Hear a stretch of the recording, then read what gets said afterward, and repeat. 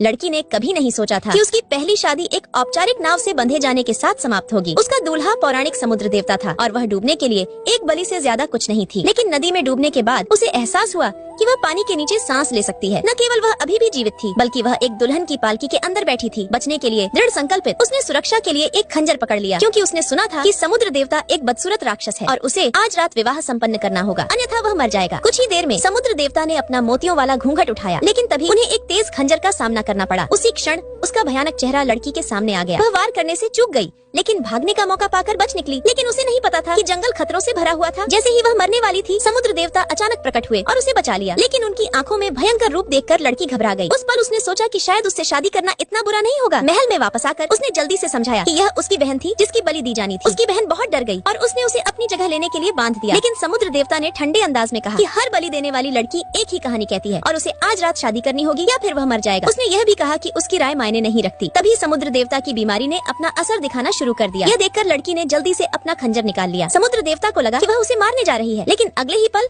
उसने खुद को काट लिया। उसने कहा कि उसका खून किसी भी बीमारी को ठीक कर सकता है। समुद्र देवता के पास कोई और विकल्प नहीं था। आखिरकार लड़की अब उसकी पत्नी थी। जब उसने उसका खून पिया तो उसे लगा कि दर्द कम होने लगा है। अपनी आंखों में उलझन के साथ उसने पूछा कि वह भाग क्यों नहीं गई। जब उसने उसे यह कहते हुए सुना कि वह उसे एक अच्छा इंसान समझती है, तो उसने पूछा कि उसका खून उसे कैसे ठीक कर सकता है। उसने बताया कि बचपन से ही उसके घाव सामान्य से ज्यादा तेजी से भरते थे। समुद्र देवता ने तुरंत उसे यह रहस्य रखने की चेतावनी दी, नहीं तो उसका इस्तेमाल किया जाएगा या उसे मार दिया जाएगा। जब दासी ने समुद्र देवता को वापस आते देखा तो उसने पूछा कि क्या नया बलिदान परेशानी पैदा कर रहा है। लेकिन समुद्र देवता ने जवाब दिया कि लड़की के खून ने उसकी जान बचाई थी और वह विवाह को पूरा करने के लिए बहुत कमजोर था। दासी हैरान थी और उसे विश्वास हो गया कि लड़की उसकी किस्मत में लिखी हुई है। उसने लड़की को पाया और समझाया कि समुद्र देवता के परिवार को पीढ़ियों से शाप दिया गया था। केवल अपनी किस्मत में लिखी हुई लड़की से विवाह करके ही शाप को तोड़ा जा सकता था। और अगर कोई इंसान सुरक्षित निकलना चाहता है तो उसे अपनी रक्षा के लिए समुद्र देवता के मोती की आवश्यकता होगी। लड़की ने पूछा कि वह इसे कैसे प्राप्त कर सकती है। दासी ने कहा कि समुद्र देवता को इसे स्वेच्छा से देना होगा। लड़की ने एक पल के लिए सोचा, फिर पूछा कि क्या वह समुद्र देवता से विवाह करने के बाद जा सकती है। जब दासी ने पुष्टि की तो वह और अधिक स्नेही व्यवहार करने लगी। पहले तो समुद्र देवता को यह सोचकर अच्छा लगा कि उसने आखिरकार उसे एक्सेप्ट कर लिया है, लेकिन फिर उसने पूछा कि क्या वह संभोग के बाद घर जा सकती है। इस सवाल ने समुद्र देवता को तुरंत क्रोधित कर दिया। उसने ठंडे स्वर में कहा कि उसे कोई दिलचस्पी नहीं है। उसकी अस्वीकृति से आहत होकर लड़की घर जाने के लिए एक नई योजना लेकर आई। वह जानती थी कि अगर वह खतरे में होगी तो समुद्र देवता उसे बचाने के लिए आएंगे, और उन्होंने ऐसा किया भी। वह बच गई, लेकिन भागी नहीं। इसके बजाय वह वापस लौट गई, क्योंकि उसने देखा कि समुद्र देवता को चोट लगने वाली थी। जब उसने देखा कि वह घायल हो गई है तो उसने जल्दी से उसे आराम करने के लिए एक पेड़ के नीचे बैठा दिया। उसने उसे भागने की कोशिश करने के लिए डांटा, लेकिन लड़की ने कुछ नहीं कहा और उसे पास आने का इशारा किया। अगले ही पल उसने एक रुमाल निकाला और उसका मुंह